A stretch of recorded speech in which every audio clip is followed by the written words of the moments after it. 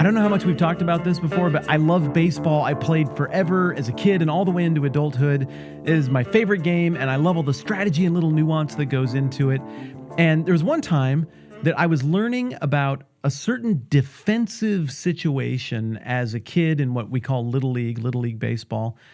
And the coaches were trying to explain the thing as we were sitting there. They laid out a situation in which a runner got stuck in no man's land between two bases. And they were trying to explain what you do as defenders to try to trap the runner and keep them from making it successfully to either of those two bases.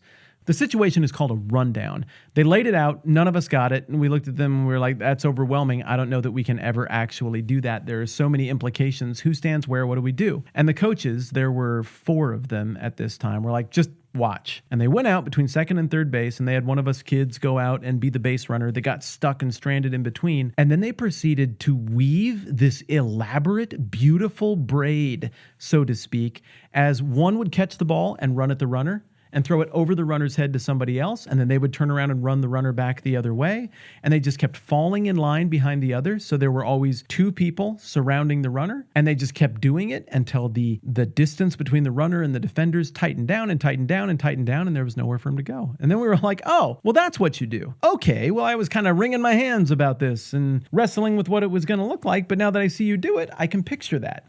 So we've been talking about evangelism in Matthew chapter 4, and yep, it's weird because we live in a time where people don't really want you knocking on their door, which is probably a good thing. People don't really want you invading their space with messages that they didn't ask for by ticking the "it's okay to advertise to me" box on the app, or by playing a stupid freemium game that requires you to watch ads to get more crystals or purple diamonds or whatever you have to get to win the dumb game. Unless we invite the advertising into our space, we really don't like to be advertised to.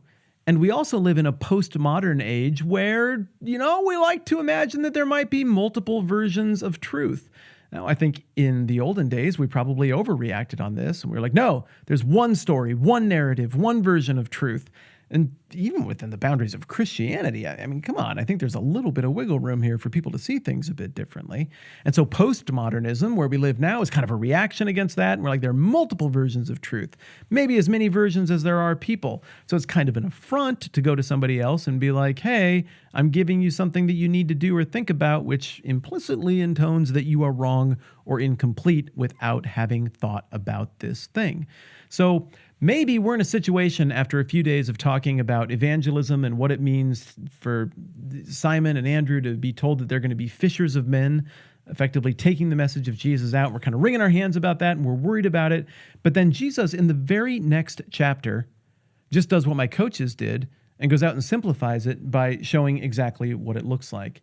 So Jesus calls these disciples, and then he goes out in verse 20. My goodness, that's small print. Where are we at here? Verse 23, and it says, Jesus went throughout Galilee, teaching in their synagogues, preaching the good news of the kingdom, and healing every disease and sickness among the people. News about him spread all over Syria, and people brought to him all who were ill with various diseases, those suffering severe pain, the demon-possessed, those having seizures, and the paralyzed, and he healed them.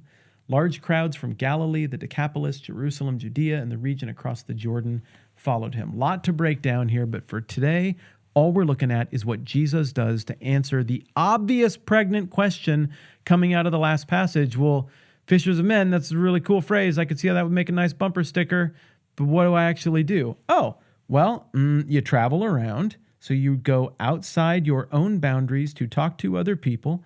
Taught in their synagogue, so he was clear on theology, on who God is. And so he goes to people and talks to them about these things. He communicates the good news of the kingdom. So Jesus is crystal clear on what the message actually is. There's a kingdom gospel with a king and kingdom values, and that, first and foremost, is what people need to understand. That will have an individual manifestation, but the invitation is to something much bigger than just individual transformation. It's to being a part of this kingdom and the king and following the king who's at the head of it and healing every disease and sickness among the people. Okay, that one gets a little bit tricky because it would seem that most people don't really have a knack for healing diseases and sickness. But what Jesus is modeling here is the gospel in a miraculous manifestation that I think isn't entirely unique to him biblically, but is mostly unique to him. We don't see a lot of this stuff happening day in and day out. And I know there are a lot of you who will say, yeah, we do. We see the miraculous all the time.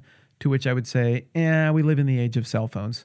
If people were having arms grow back and they were coming back from the dead left and right, like a lot of people claim, that would be all over the internet and everyone on earth would be a Christian. It does not seem that this is happening at the rate that some people claim, but I believe fully that it was happening at the rate that it is claimed here, which I know for a lot of you is like, sometimes I respect you. And then you say stuff like that. And like, how you just lost all your skeptic cred.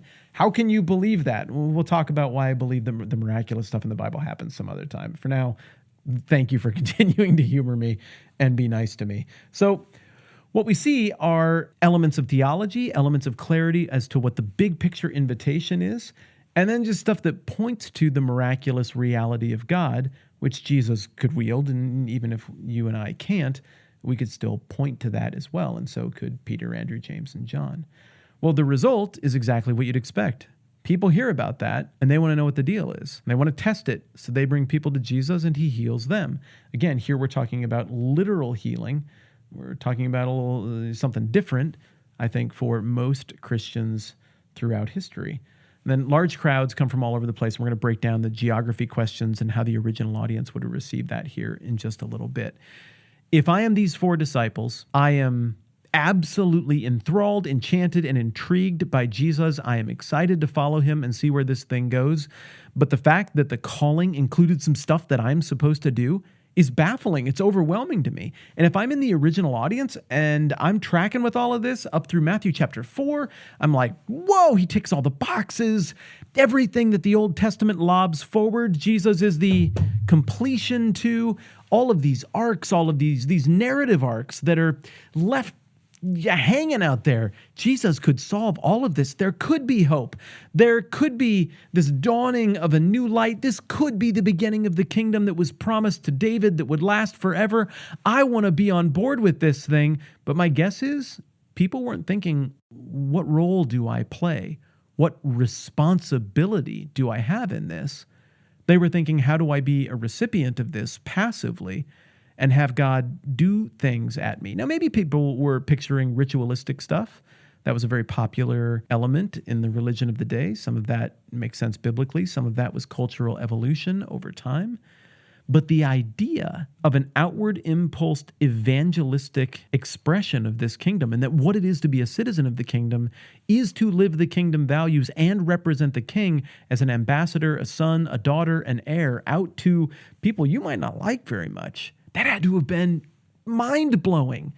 We are so used to the idea of Christianity and the outward impulse that I keep describing that we fail, I think, to appreciate how shocking this would have been when people heard it for the first time. And so for the purpose of the narrative, as we're starting to come up on Jesus' first of 5 great big speeches that build the skeleton for the book of Matthew, we have at least a little more sense of what Jesus is going to do at this phase in his ministry, and a little more sense of, if not right now, eventually, what his followers might be expected to do as well. That is fascinating, and it's going to serve as a helpful cipher as we get into some very complex teaching coming up. I got a little bit more that I want to break down on this particular passage, and we will get to that later on. Hey, once again, I'm doing kind of a buddy sponsorship with my friend Shane Heilman this week. I know and hang out with this guy. I love him and his family. His kids are friends with my kids and everything. And I love his brain and what he does musically. I love the way he talks about the Bible. I love processing stuff with him. And if I were good at music, what he's doing is what I would want to be able to do. I really hope you'll check it out. Again, the stuff I'm trying to put in front of you here are things that complement what we do well, not things that are just completely different and out of the blue. So I really do hope you'll go and check out his Psalms project. It's on Spotify. It's linked below. It's wonderful. All right. I'm Matt. This is the 10-Minute Bible Hour podcast. We are moving ahead into the last few questions before we get into the enormous implications of the Sermon on the Mount and Matthew chapter 5. We'll catch you soon.